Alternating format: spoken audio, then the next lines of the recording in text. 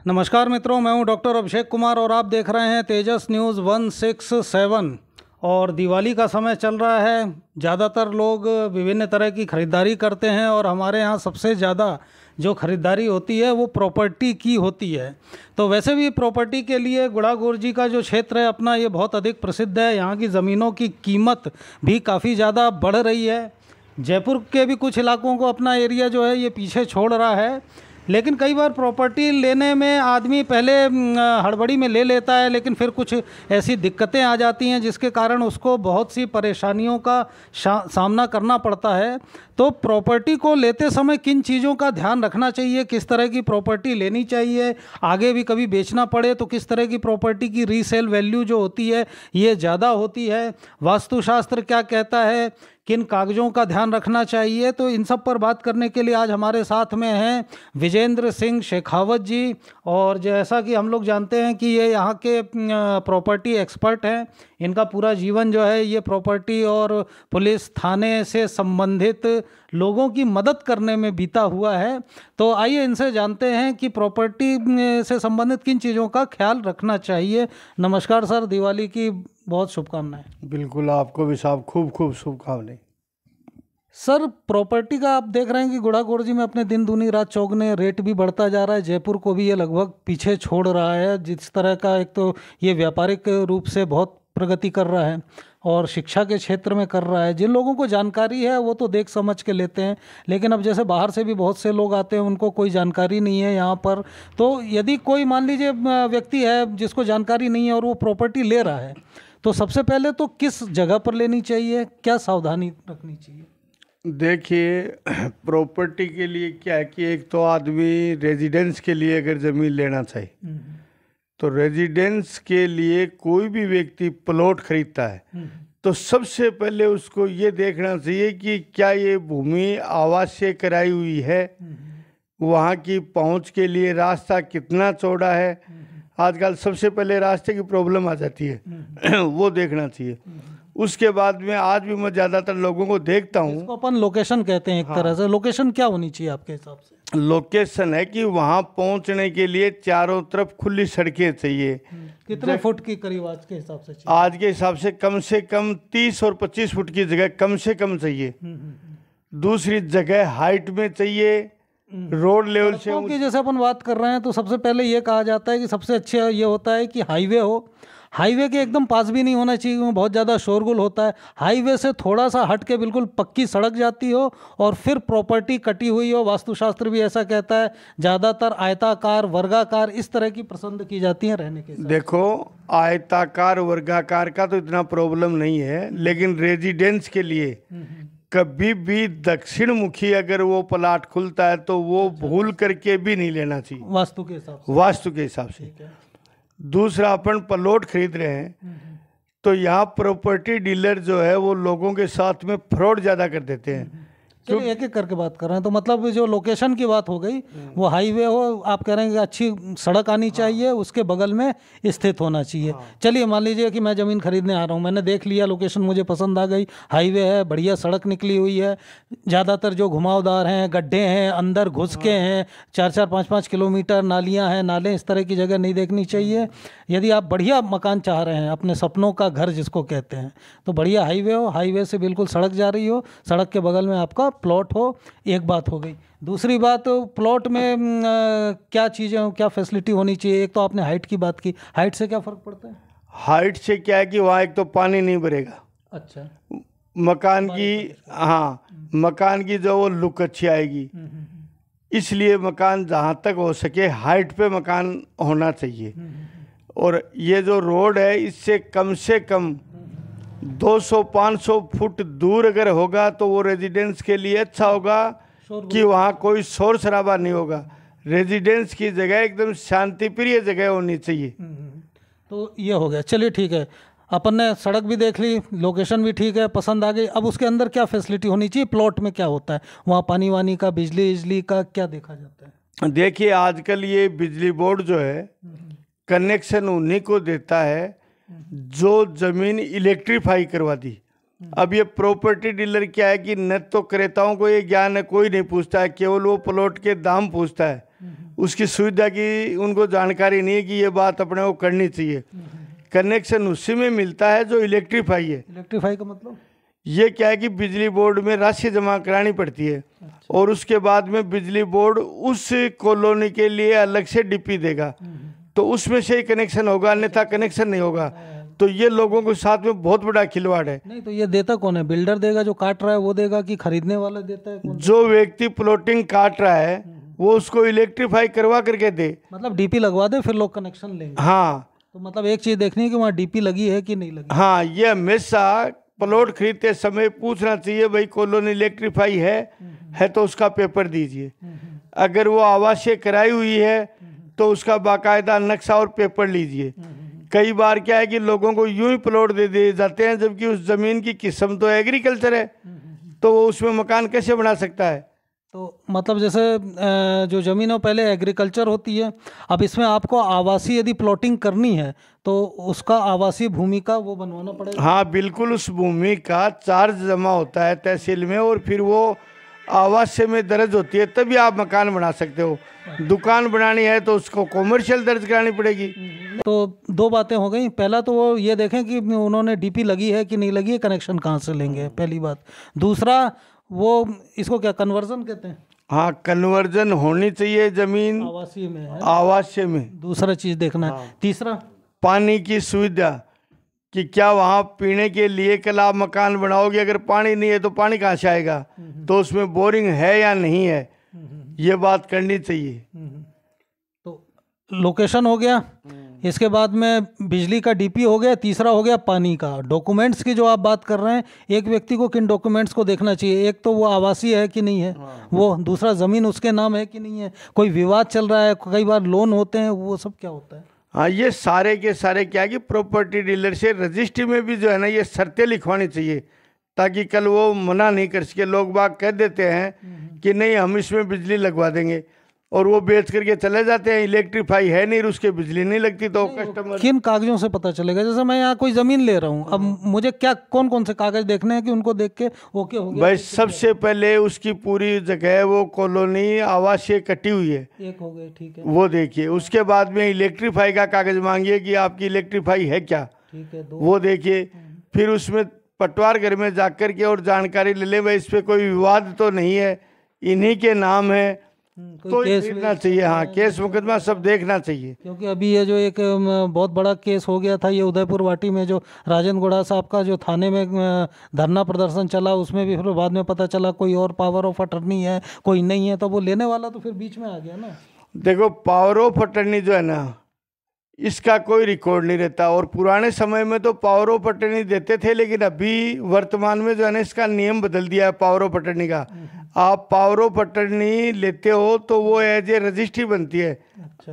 बाकी power of attorney दो तरह की होती है, एक आम होती है, एक खास होती है। तो उसमें क्या है कि कोई व्यक्ति विदेश रह रहा है या वो बीमार रहता है, उसकी देखभाल नहीं करता, तो देखभाल के लिए आपको वो दे देगा पावर ऑफ अटर्नी, लेकिन उससे आप सेल नहीं कर सकते। आजकल गवर्नमेंट ने इस पर विशेष ध्यान दे रखा है। तो कुल मिलाकर के एक तो रजिस्ट्री देख ली, दूसरा कन्वर्जन देख लिया आवासीय में है कि नहीं, तीसरा डीपी वाले कागज देख लिए, है ना। रजिस्ट्री में भी कोई खास चीज़ होती है देखने की कि उससे पता चले कि कोई लोन वोन है कि नहीं है? कई बार वो जमानत अमानत में भी बताते हैं कि कागज लगा दिए जाते हैं। नहीं, कागज कहीं जमानत में लगा देते हैं, उसका कोई प्रॉब्लम नहीं होता। ये सारा रिकॉर्ड तो पटवार घर में जो है ना वो मिल जाता है कि भाई ये जमीन किसके पास में है। मतलब पटवारी बता देगा ये जमीन क्लियर है या नहीं है? हाँ, पटवारी सारी बता देता है ना। तो मतलब एक बार पटवार घर में जाकर के पता कर लेना चाहिए। हाँ, कोई भी जमीन खरीदे तो वहाँ के स्थानीय पटवारी से उसकी पूरी भूमि का पूछनी चाहिए, वो पूरी क्लियर कर देगा। वहीं से क्लियर? हाँ, वहाँ से पूरी क्लियर हो जाएगी। तो कुल मिलाकर के बढ़िया हाईवे हो गया, उससे सीधी सड़क जा रही है, एक आपकी पसंद का प्लॉट भी हो गया, उसमें बढ़िया डीपी भी लगी हुई है, पानी की भी व्यवस्था है। इसके बाद में व्यक्ति ने जाकर के पटवार घर में भी पता कर लिया, पटवारी भी कह रहा है कि क्लियर है। हाँ, फिर कोई दिक्कत नहीं है, फिर आराम से परचेजिंग करे ना। दिक्कत नहीं है। तो आपके आसपास में अभी कोई ऐसी प्लॉटिंग आपको ध्यान है कि मतलब उदाहरण के रूप में? देखो, अभी एक मेरे ही फार्म हाउस के सामने। आपका फार्म हाउस किस जगह पर हो गया? ये बोर्ड की रोड पर आता है, मिलिट्री कैंटीन के पास में। मिलिट्री कैंटीन से ये जो पक्की सड़क हाँ, जो ये पक्की सड़क जा रही है, इस सड़क को बोलते हैं सती दादी के नाम से। इस पर एक कॉलोनी अभी कटी है जस्ट ही, कोई उबड़ी के बालाजी के हैं, केसर देव जी, एक कोई प्रताप जी हैं और नार सिंह जी हैं, दोनों आर्मी रिटायर और आदमी मेरे को विचारों से बिल्कुल सुलझे हुए लगे। तो उनकी कॉलोनी की मैंने देखभाल की थी कि ये क्या कर रहे हैं, तो उन्होंने इलेक्ट्रीफाई की फाइल दे रखी है, रास्ते 30 फुट के हैं, 25 फुट के हैं और सारी की सारी आवासियों में इन्होंने सब परिवर्तन करवा करके ही लोगों को प्लॉटिंग कर रहे हैं। चलिए आइए देखते हैं कौन सा है। हाँ बिल्कुल, देखिए आप मेरे साथ। तो ये जिस प्लॉट की बात अभी हो रही थी, जहाँ पर प्लॉटिंग हो रही है, ये इनके हैं। आइए पहले इनसे परिचय जानते हैं। सर क्या नाम है आपका? मेरा नाम है सूबेदार प्रताप सिंह खीवा सर। और आप?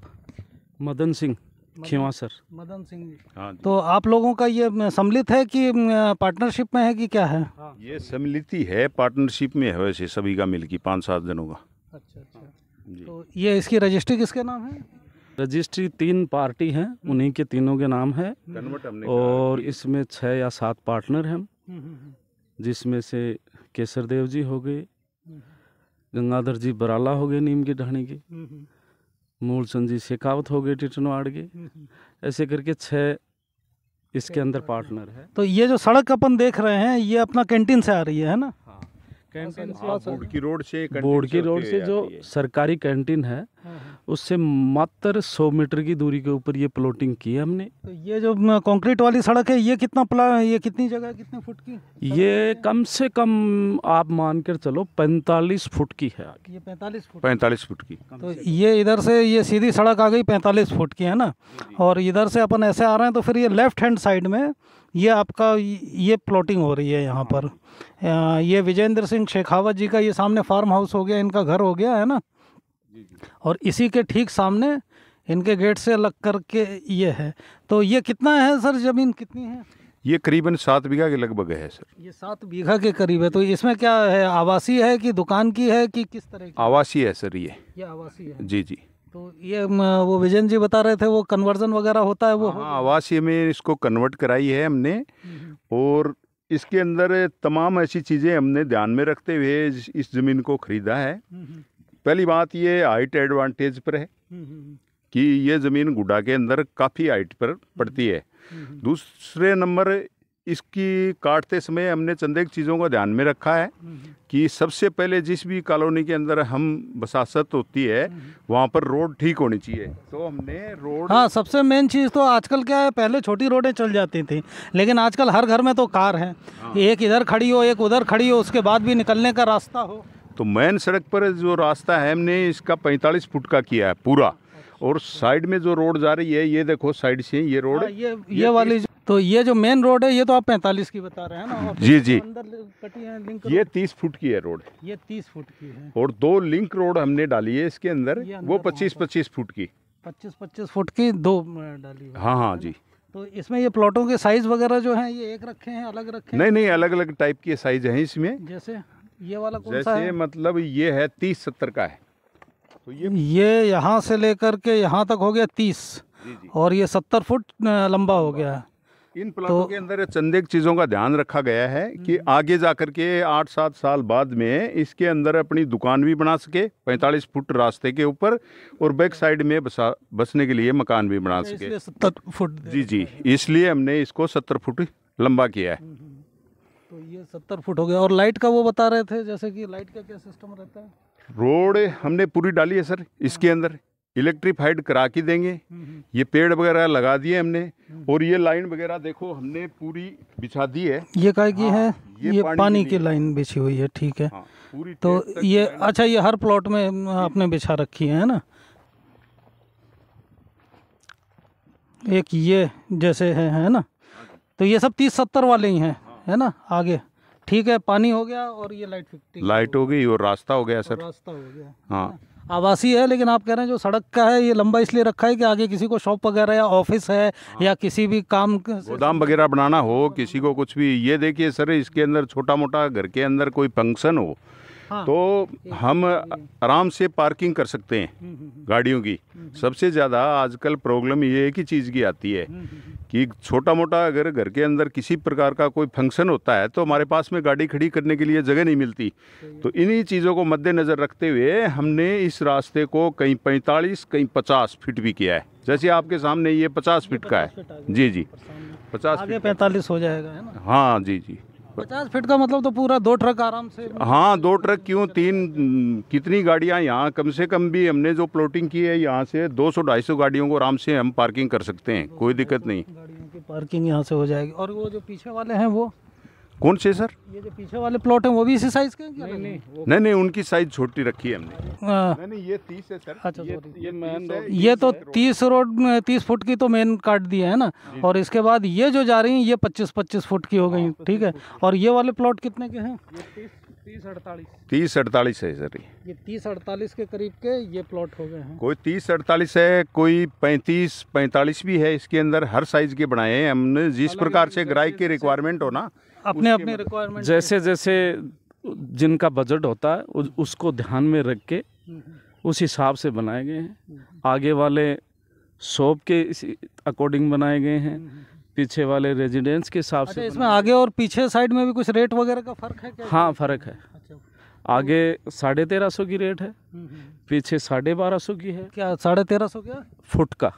और लास्ट में 1200 रुपये फुट के। तो ये जो आगे वाला आप बोल रहे हैं ये कितना 30 बाई 70 बताया आपने? ये 30 बाई 70 है। तो ये कितने का पड़ा प्लॉट अपन को? ये 26-27 लाख का पड़ता है प्लॉट। 26-27 का। और पीछे जैसे 40 बाई 60 के करीब का हुआ तो वो पीछे वाला 21 के समथिंग पड़ेगा। वो 21 के समथिंग पड़ेगा। बाकी पानी का या लेकिन हम पूरा ये पानी, बिजली का, रोड का, ये पूरी जो हमने रजिस्ट्री के अंदर लिखा करके। पानी के लिए सर बोर करवा रहे हैं, पूरा 1000 फुट जाए चाहे 600 जाए, कितना भी जाए। ट्यूबवेल खुद का पर्सनल ट्यूबवेल होगा, वो करा के देंगे। इलेक्ट्रीफाइड की फाइल लग चुकी है, चाहे तो इंक्वायरी कर सकते हैं। रोड, ये जमीन बिल्कुल क्लियर कट है ना? बाद में कोई एकदम क्लियर और किसी एकदम क्लियर कट है। जब से ये सरकार के ज़मीन हैंड हो रही तब से लेके अब तक इसके अंदर कोई भी झोड़ नहीं है। आदमी पटवार ऑफिस में पता कर सकता है। हाँ, कहीं भी जाके पटवार घर में पता कर सकता है। तो पानी की टंकी भी बनेगी? हाँ, पानी की टंकी भी बनेगी। और करके आप पानी की टंकी बनाकर, हाँ, टंकी पानी का डीपी का है ना, क्लियर कट ज़मीन है। हाँ, और ये सारी इसमें सुविधाएं हो गई, आवासीय कॉलोनी हो गई आपकी। और ये सड़क तो ये दिख ही रही है, काफ़ी अच्छी बना रखी है आपने। और इसके बाद जो रेट है ये रेट सर नेगोशिएबल है? हाँ, वो तो मान सम्मान सभी का होता है। और आपने पूछा था टंकी बनेगी, टंकी ऑलरेडी एक तो सामने है। कौन सी? अच्छा, ये है। एक तो ऑलरेडी है और उसके ऊपर उसको और हाइट दे देंगे। हाँ, और एक छोटा सा मंदिर भी होगा। हाँ, ये आजकल बड़ी वो है कि भाई आप प्लॉटिंग कर रहे हैं तो कुछ मंदिर, रास मार्टन की भी मंदिर होगा। मंदिर पक्की, मंदिर हम पक्का बनवा के देंगे। मंदिर एक आप मंदिर हाँ बनवा करके देंगे मंदिर। चलिए, वैसे आजकल लोग थोड़ा सा शहर से हट करके ही ज़मीन चाहते हैं। और सर ये भीड़ भाड़ ना हो, ये हो फिर। अच्छा, एक तो ये हाईवे का क्या सिस्टम चल रहा है आपका? ये भी बाईपास वगैरह यहाँ से निकलते? यहाँ से चाहे मैन गुढ़ा के अंदर चले जाओ और चाहे बाईपास पे चलाओ। बाईपास कितनी दूर है यहाँ से? बाईपास कैंटीन से मात्र 500 मीटर की दूरी पे है। 500 मीटर की दूरी पे ही गुढ़ा की जो मेन रोड है वो है। ये बीच के अंदर, मध्य के अंदर है। और अब ये शहर भी कह रहे हैं कि इधर नवलगढ़ की तरफ ही हाँ डेवलप झुंझुनू की तरफ उधर ही होगा। सामने देख रहे हो ये नर्सिंग कॉलेज बन रही है। अच्छा, यहाँ सरकारी कैंटीन हो गई। जस्ट बाजू में 100 मीटर के दायरे में आयुष्मान हॉस्पिटल है, श्रद्धानाथ कॉलेज हो गया, श्रद्धानाथ कॉलेज है, आयुष्मान हॉस्पिटल है, बोर्ड की चौराहा। हाँ, बोर्ड की चौराहा 500 मीटर है सर। दोनों के मध्य बताया ना आपको कि इधर बाईपास पे चले जाओ, चाहे बोर्ड की चौराहा या मेन जो मार्केट है वहाँ चले जाओ, 500 मीटर की दूरी पे ही है। इसमें से काफ़ी प्लॉट आपके बुक हो भी चुके हैं? हाँ सर, काफ़ी प्लॉट बिक चुके हैं और लोग बाग आ रहे हैं। उनको जिस हिसाब से सूट होता है उस हिसाब से वो ले रहे हैं। लेकिन मतलब जल्दी आओ, जल्दी हाँ पाओ। जल्दी आओ जल्दी पाओ, नहीं तो बाद में फिर लॉटरी सिस्टम भी लॉटरी सिस्टम सही है। भारत की है कहानी सदियों से ही पुरानी। ये ज्ञान की ये गंगा, ऋषियों की अमर बानी।